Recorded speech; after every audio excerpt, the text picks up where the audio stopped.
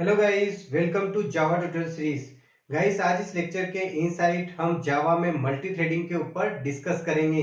साथ ही साथ हम इस टॉपिक को स्टेप बाय स्टेप समझेंगे।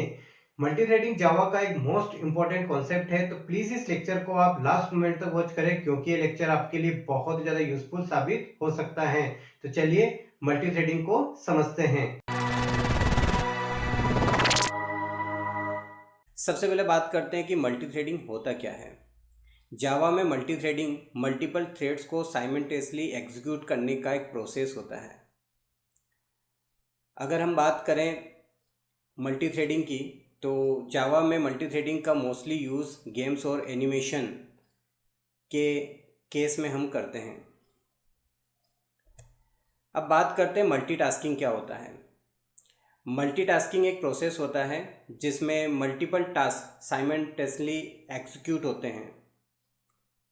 इसका यूज़ सीपीयू को यूटिलाइज करने के लिए हम करते हैं। मल्टीटास्किंग को अचीव करने के दो तरीके हैं। पहला होता है मल्टी प्रोसेसिंग और दूसरा होता है मल्टी थ्रेडिंग, जिसके बारे में हम जावा में सीखेंगे। यहाँ पर सबसे पहले हम मल्टी प्रोसेसिंग को समझ लेते हैं कि मल्टी प्रोसेसिंग होता क्या है। तो प्रोसेस बेस्ड मल्टीटास्किंग को आप मल्टी प्रोसेसिंग कहते हैं। मल्टी प्रोसेसिंग कंप्यूटर सिस्टम में एक ऐसी एबिलिटी रेफर करता है जिससे एक ही टाइम पर एक से ज़्यादा प्रोसेस एग्जीक्यूट हो सके। इसका यूज़ बेसिकली ऑपरेटिंग सिस्टम में किया जाता है। मल्टी थ्रेडिंग क्या होता है? थ्रेड बेस्ड मल्टीटास्किंग को आप मल्टी थ्रेडिंग कहते हैं।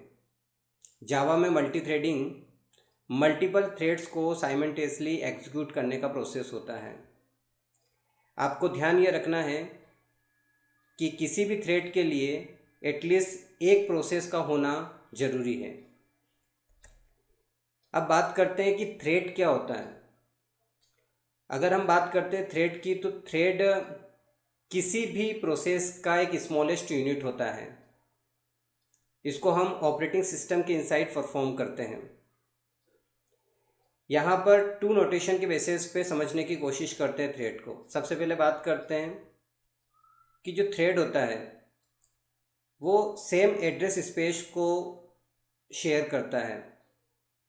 दूसरी बात यह है कि जो थ्रेड होता है वो लाइट वेट होता है। अब नोटेशन टू की बात करते हैं। सबसे इम्पोर्टेंट बात कि एक टाइम पर एक ही थ्रेड एग्जीक्यूट होता है। यहाँ पर हमने एक डायग्राम बनाया है जिसमें आपको ऑपरेटिंग सिस्टम दिखाई दे रहा है और यहाँ पर 3 प्रोसेस है, प्रोसेस 1, प्रोसेस 2 और प्रोसेस 3। यहाँ पर आप देख सकते हैं कि हर प्रोसेस थ्रेड से मिलकर बना है। प्रोसेस 1 की बात करें तो प्रोसेस 1 में थ्रेड ए, थ्रेड बी और थ्रेड सी है। प्रोसेस 2 में केवल एक ही थ्रेड है, थ्रेड ए।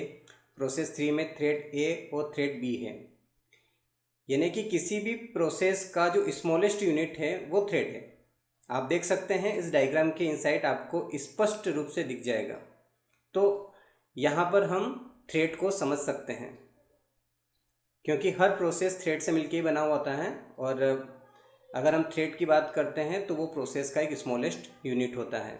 तो इस लेक्चर के इनसाइट हमने मल्टी थ्रेडिंग के बारे में डिस्कशन किया। आई होप कि आपको ये लेक्चर बहुत अच्छे से समझ में आया होगा। मिलते हैं नेक्स्ट लेक्चर में, तब तक के लिए बाय बाय।